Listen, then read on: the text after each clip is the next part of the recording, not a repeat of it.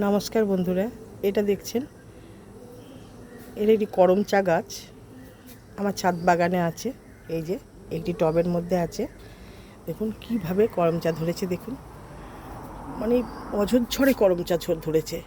খুব কাঁটা আছে বন্ধুরা, আমি ধরতে পারছি না ঠিক করে। এই দেখুন, এই গাছ মেনটেন করা খুবই কষ্টদায়ক।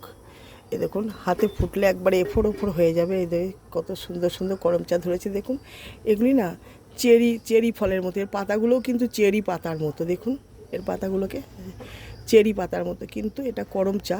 এটা টক টক খেতে, কাঁচাতে টক টক। এটা মুগ ডাল এসব করতে খুব ভালো লাগে। হ্যাঁ, টক চাটনি খেতে ভালো লাগে।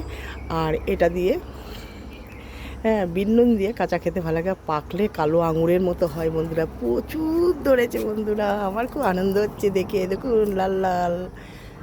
নমস্কার, কার কার ভালো লাগলো কমেন্টে জানাবেন বন্ধুরা।